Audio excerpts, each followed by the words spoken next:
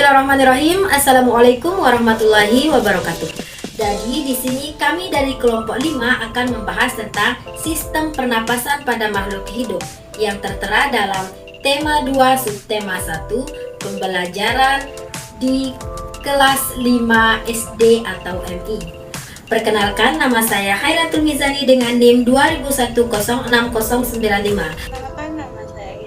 Halo, perkenalkan saya Aisyah Ummul Laubun. Perkenalkan, nama saya Nur Fauzia. Perkenalkan, nama saya Arif Rahman. Perkenalkan, nama saya Zainuddin. Jadi di sini kami akan membahas tentang sistem pernapasan pada makhluk hidup. Adapun sistem pernapasan pada makhluk hidup ialah kumpulan organ-organ yang membantu manusia dalam proses pernapasan. Sistem pernapasan membantu tubuh menyerap oksigen dan membuang karbon dioksida melalui hembusan napas. Adapun organ pernapasan manusia akan dijelaskan oleh beberapa anggota dari kelompok 5. Di sini saya akan menjelaskan tentang hidung. Hidung merupakan organ yang pertama yang dilalui udara dalam proses pernapasan. Awalnya, udara masuk melalui hidung. Lalu, di dalam rongga hidung terdapat rambut-rambut tebal dan pendek. Rambut-rambut tebal ini berfungsi untuk menyaring udara dan kotoran yang akan masuk ke dalam hidung. Setelah itu, udara masuk melalui selaput hidung.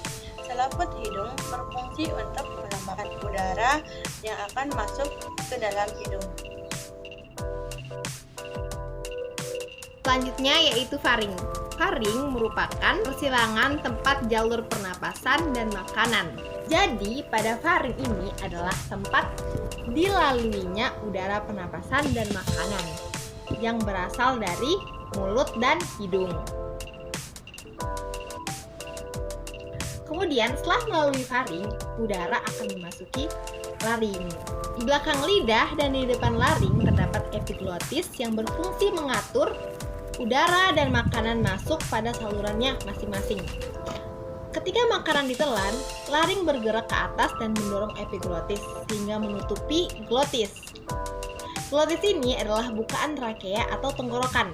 Hal ini memungkinkan makanan untuk menuruni esofagus menuju ke lambung. Ketika makanan menuju lambung, glotis terbuka sehingga memungkinkan udara pernapasan masuk ke laring yang merupakan bagian dari saluran pernapasan. Baik, saya akan membahas materi tentang trakea. Trakea juga dikenal dengan istilah batang tenggorokan. Organ pernapasan ini memiliki sebuah jaringan yang disebut silia. Jaringan silia dalam trakea ini biasanya akan bergerak dan mendorong benda lain.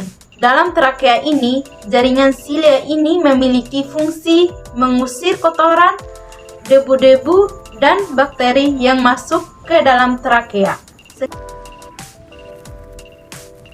Saya di sini ingin menjelaskan sedikit tentang bronkus dan bronkiolus. Jadi sebelumnya udah ada yang tahu nggak apa itu bronkus dan bronkiolus? Saya akan membantu menjelaskan ya. Bronkus adalah pencabangan saluran udara dari trakea menuju bagian kanan dari kiri paru-paru. Kemudian ada yang namanya bronkiolus. Jadi bronkiolus adalah cabang dari bronkus yang merupakan jalur udara utama di paru-paru.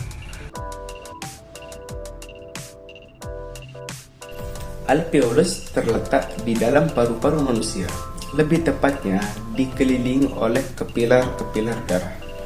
Bisa dikatakan alveolus berada di tempat yang penting karena paru-paru merupakan tempat bertukarnya oksigen atau O2 dan karbon dioksida atau bisa disebut CO2.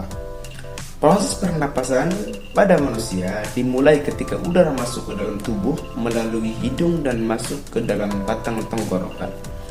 Batang tenggorokan itu terletak di belakang hidung dan mulut. Setelah sampai ke batang hidung, lalu udara masuk ke paru-paru. Di dalam paru-paru, udara yang berupa oksigen tersebut diserap ke dalam pembuluh darah halus untuk didistribusikan ke seluruh tubuh melalui darah.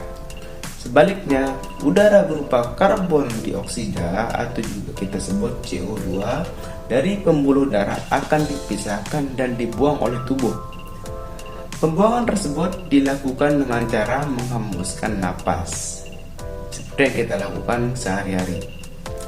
Nah, teman-teman, itulah tadi 7 organ. Jangan dulu di skip ya, ada behind the scene-nya loh. Ya, ada hidung, paring, laring hingga alveolus yang terletak dalam paru-paru manusia.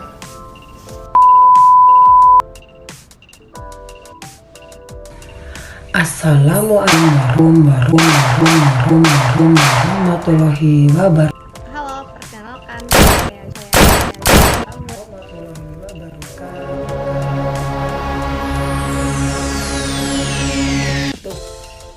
selanjutnya yaitu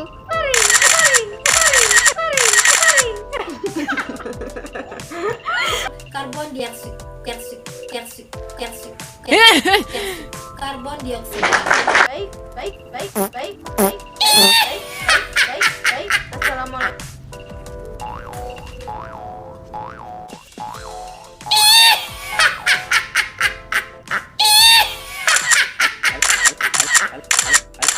Alveolus terletak di dalam Yang pertama yaitu Sekian dari kelompok 5. Burung Irian Burung Cendrawasih, cukup sekian dan terima kasih.